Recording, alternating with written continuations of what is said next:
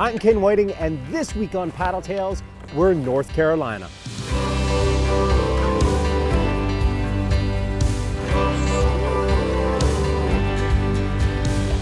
North Carolina is a diverse land that stretches from its beautiful white sand beaches on the Atlantic through the central foothills to the rugged Appalachian Mountains. On the western edge of the state, smack dab in the middle of the Appalachians, you'll find one of the most unique and special mountain cities in the country, Asheville.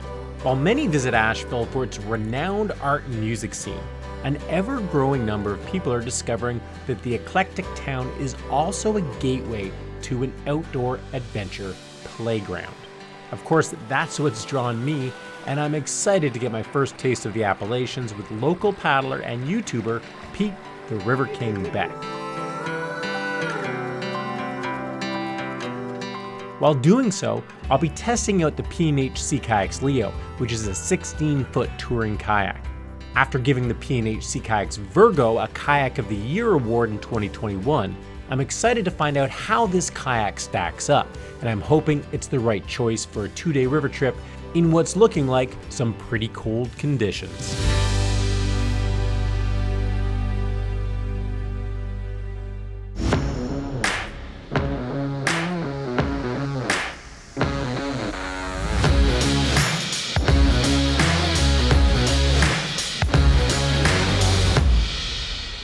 Paddle Tales is produced with support from NRS, Aquabound, Wiley X, P&H Sea Kayaks, and Ontario Creates.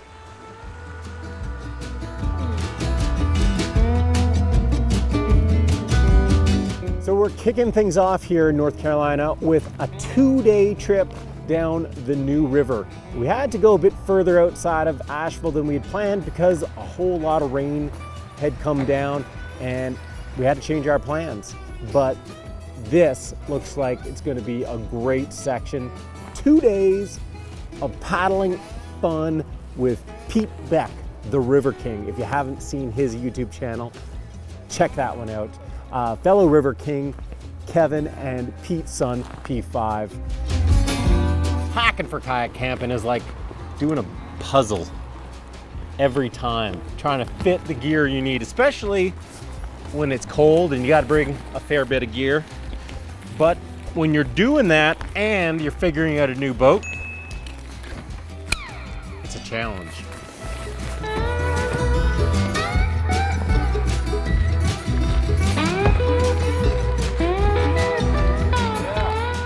Don't leave home without them. Yeah.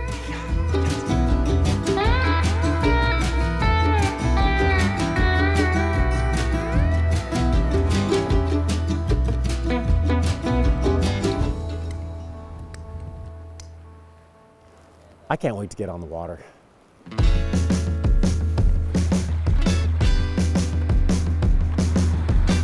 There we go.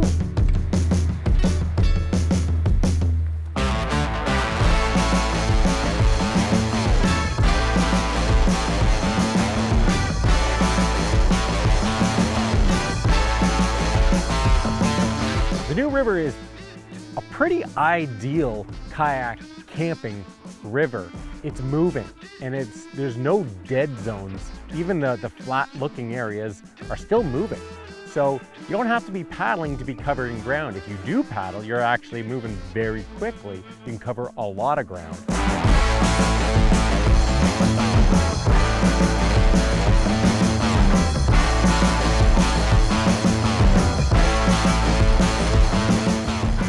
And there's no intense whitewater. It has at most class 1, low class 2 whitewater, which means you can very comfortably take almost any kayak that you're comfortable paddling down it.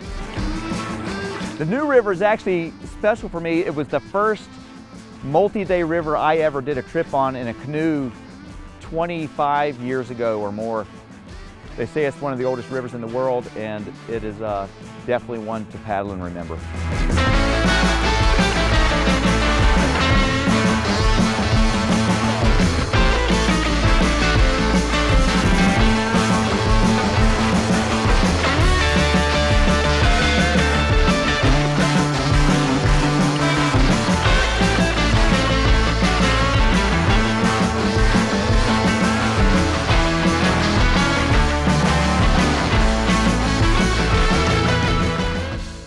river changes a lot on your path. It goes from having houses and cottages alongside of it to all of a sudden you're in the wilderness and you feel like you're really out there. And then it goes from high walls, thick growth to open farmland. I mean, I love the variety of the new.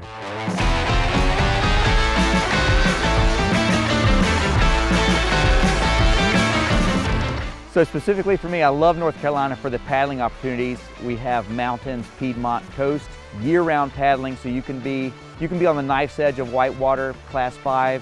You can be in recreational paddling, coastal touring, and everything in between. It's just a fantastic place. It's been a beautiful float trip, but it's been really relaxing. There's a lot of water and it's moving pretty quick. But you get a few little waves and all of a sudden it becomes a playground. A paddling playground.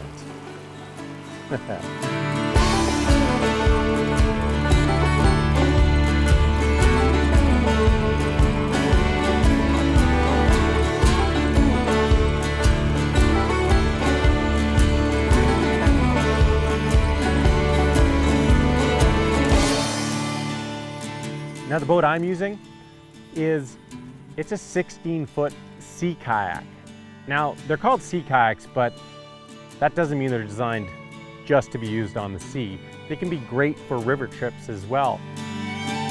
Because you use rocks as gates and you're winding your way, making these little maneuvers, because every maneuver you make in a sea kayak, especially when it's loaded with gear, takes some pre-planning and you have to make sure every stroke counts. It's a fun little maze.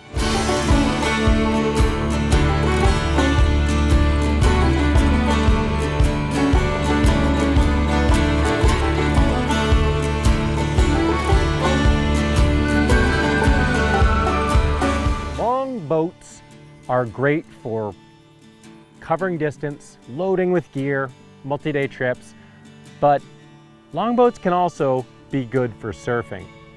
And in my opinion, a river trip isn't a river trip regardless of what type of boat you're in, unless you get to surf a wave.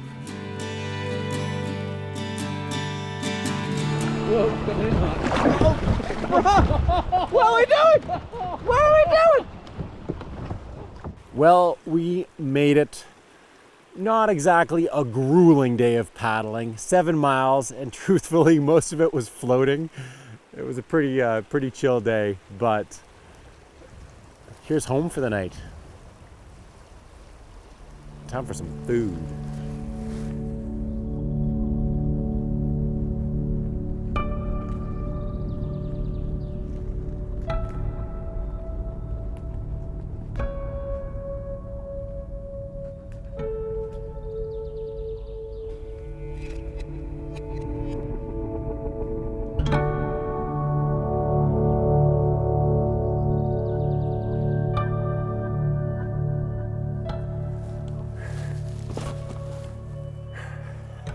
Home sweet home.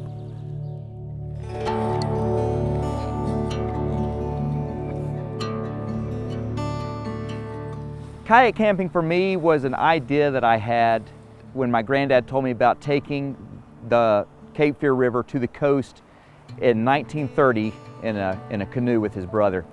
And I thought, man, that sounds like something that would be fun.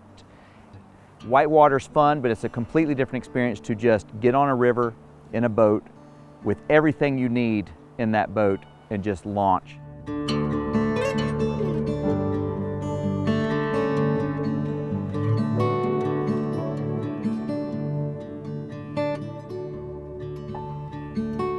So with multi-day kayak trips, you see something different, especially on a new river to you. You get to see places you've never seen, places you can't see without doing this. It's camping, it's kayaking all in one. I enjoy sleeping in nature while camping, kind of just being away from civilization.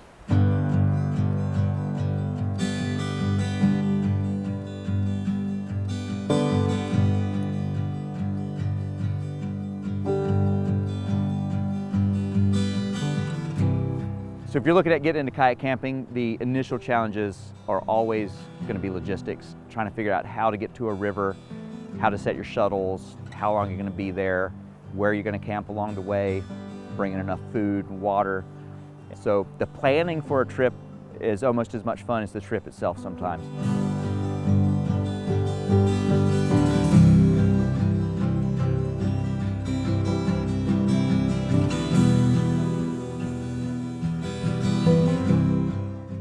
Whether you kayak to camp, whether you backpack to a camp, or whether you drive your car to a camp spot, there's something magical about the camping experience.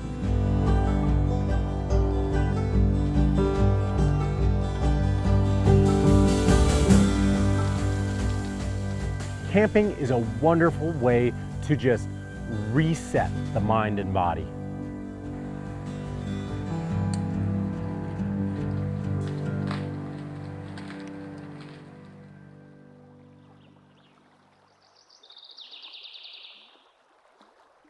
Well, day 2, that was a cold night. It's one of those mornings where you're in your sleeping bag and you do not want to get out of your sleeping bag. So we're actually getting a pretty late start, but there's blue sky, there is a wind whipping. It is going to be a cold day on the water. It's still below 0 and it's not going to get much above 0 or freezing today. So it's going to be cold, but we're paddling. Life is good. All right.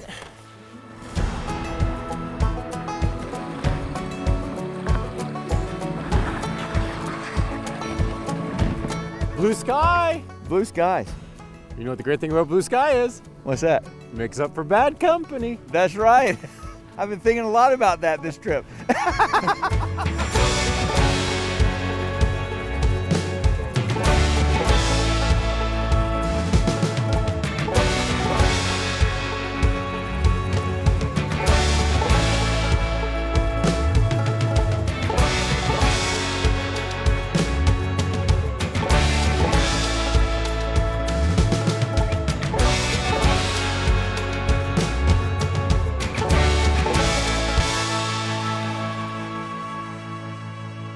All right, day 2, we're about a half mile in. We got 10.5 more miles to go, but that's not gonna take too long because we got a lot of current here.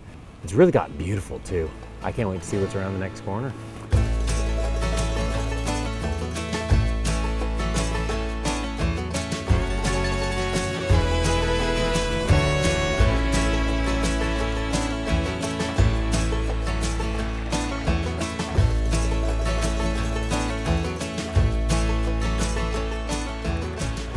Paddling in the cold is the best. It's really fun. There are some things you have to do to prepare yourself or it's not gonna be a positive experience. You need some good gear. You need the proper mindset more than anything because no matter what you're wearing, the water's still cold. The wind is still cold. If you notice, it's blowing about 30 to 40 today. But we're smiling, we're happy because we're prepared and we wanna be here.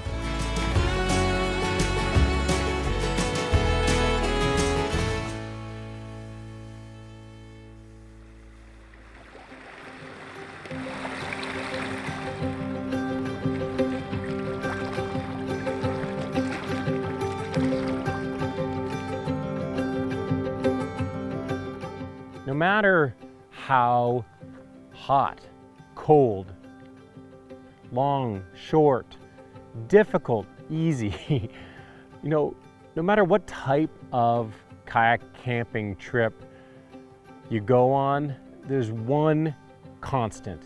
And that constant is when you get to the end, you just don't want it to be over. You wish you had more river, more camp, more everything ahead of you. Good trip, boys. Woo! Yeah! Mission accomplished.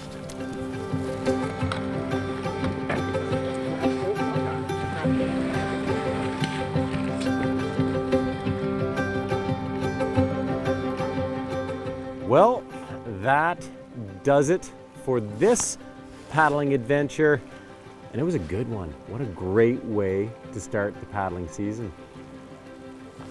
If you enjoyed it, please subscribe to Paddle TV if you haven't already. And if you're interested in checking out the full gear review on the P&H Leo, the boat that I tested on this trip, that's gonna be coming out soon if it's not already out. And stay tuned, we got lots more paddling adventures and paddling videos coming your way.